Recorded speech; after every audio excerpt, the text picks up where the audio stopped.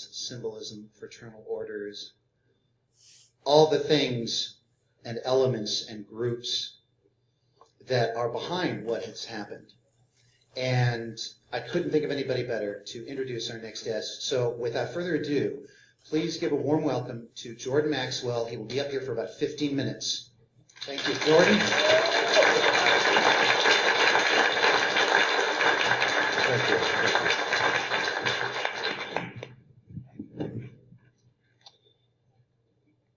First of all, I want to thank you all for being here with us today. A lot of kind words have been said about me, but I want to clarify a few things. I'm not the world's foremost authority on anything. I never have been, I'm not now, nor will I ever be. I'm too smart for that. Because I know how much I don't know. And I'm learning every day that I live, the world keeps opening up larger and larger. And I started this escapade back in 1959. I started talking to audiences in 1962 about secret societies, the New World Order, occultism. And it was in 1966 that Anthony J. Hilder produced his first record set with Myron Fagan on Illuminati. And it was Anthony J. Hilder and Myron Fagan who introduced into American society the idea of secret societies and the Illuminati. So when you hear the concept being discussed by anyone of secret societies, and especially that word Illuminati, remember it was Anthony J. Hilder who introduced it, and the man who talked about it, Anthony actually produced the records, and it was Myron Fagan, a very important man that you need to know about, who's no longer with us. Myron Fagan was the man who introduced the idea of Illuminati. As I said, I was talking about these subjects back in 1962, before most of the people who now talk about it were even still in school. So consequently, I've looked at many different areas of conspiracy since that time. And I'm appalled at what I see happening in this country today. We are told that America is the land of laws, a nation built on laws. In point of fact, nothing could be further from the truth. America is run by people who are lawless. We have no law in America. And understand that. The law is whatever the powers that be in power happen to say it is today. Whatever they say it is, that's what the law is today. And it may change tomorrow. So what you need to understand is this is not a nation of laws, it's a nation of lawlessness. And somewhere along the line, we're going to be dealt with by that universal God force because of what we have allowed to happen in our country. Now, in relation to the subject today, which is the occult world of commerce, let me give you a couple of examples of I think where you need to start thinking. If you are going to send a box through the mail and you need to wrap it with some rope, you go out in the garage and you find some rope and tie up the box, and that should be sufficient to do the mailing. But if you're going to take that rope out to the edge of a 10-story building and hang on it, you better trust and you better examine the integrity of that rope now, because your life hangs in the balance on it. Another example is if you owned a 2-story building and you were going to put a lot of weight on the second floor. If you were smart, you would go downstairs first with the structural engineer, get on a ladder, and go up through the ceiling tiles and examine the floor that you're going to put that weight on to see if the floor is going to hold that kind of weight.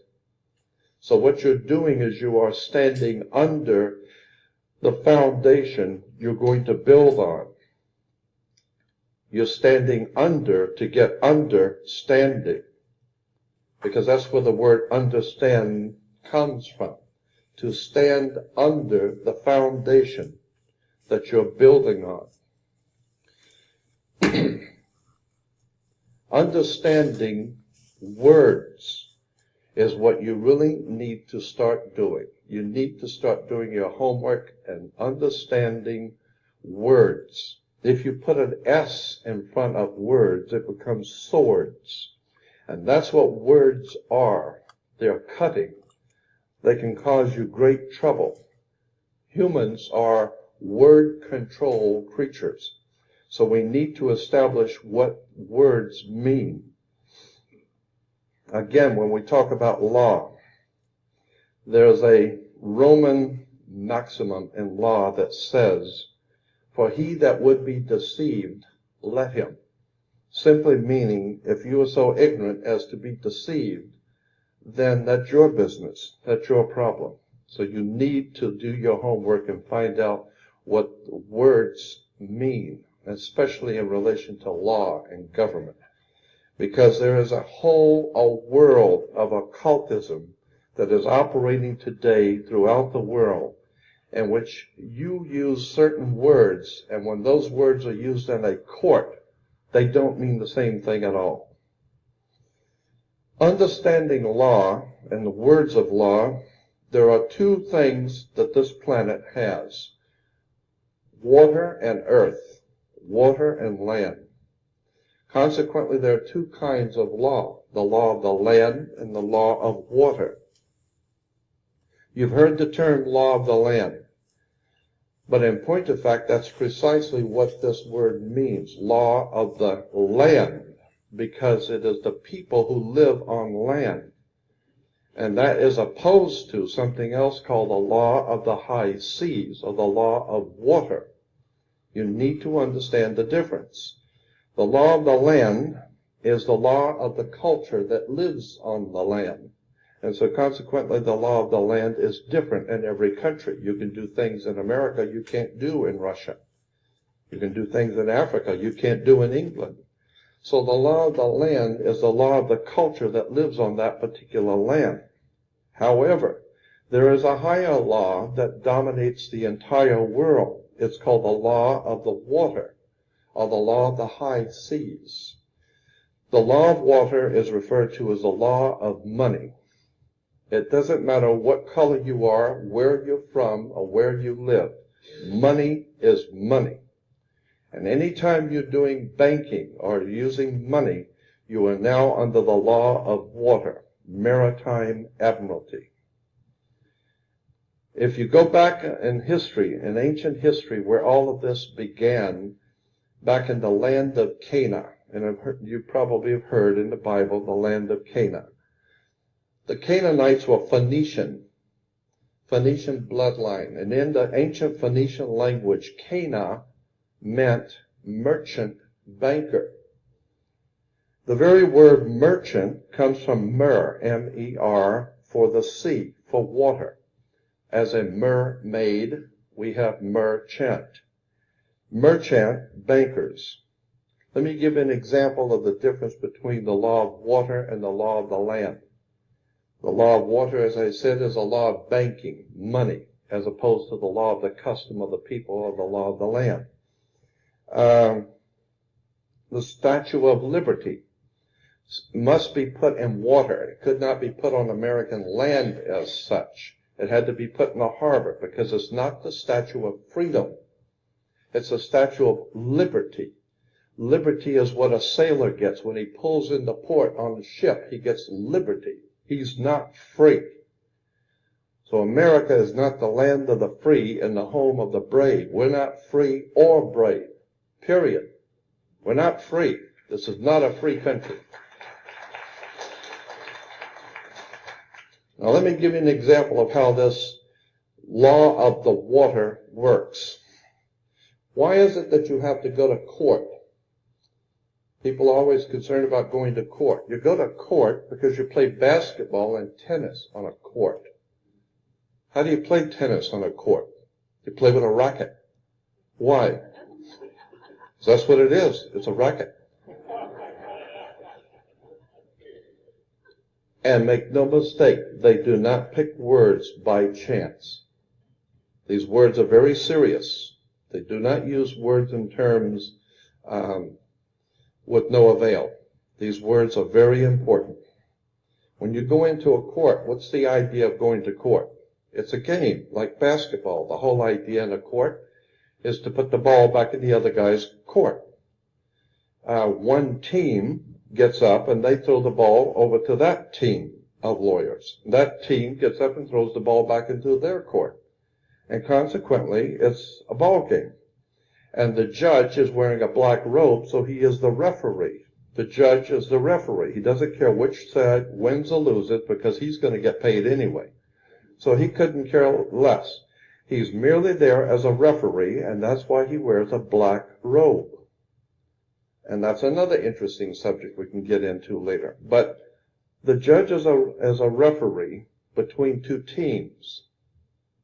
The judge, that we are told, rules from the bench. The word bench in Latin is a bank. Therefore, the judge rules for the bank. Where do you find banks? You find banks on both sides of a river. They're called river banks. And what does a river bank do? It directs the flow of the current. See, the juice.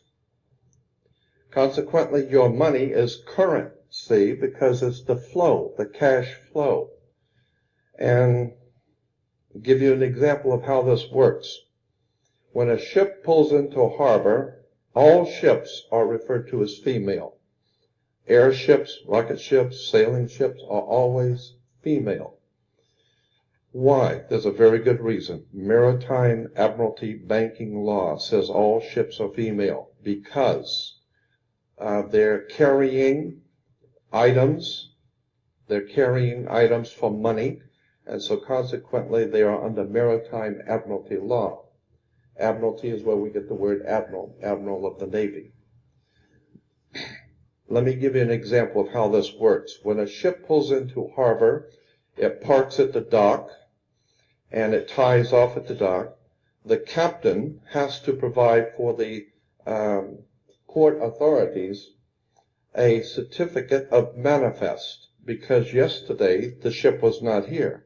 But this morning the ship pulled in, so it has manifested. So consequently, all the products, the $800 million worth of TVs or Toyotas, have manifested. So each one of those items coming off of that ship has come off of water. And they has come in a ship. And consequently, on a ship, all ships have a captain. The word captain comes from a Latin word capital, money. So the captain represents the money that's on board the ship. And as I said, the captain has to present to the port authorities a certificate of manifest for each and every item. How much does it weigh? What color is it? How many doors does it have? Etc. And consequently, the captain presents a certificate of manifest.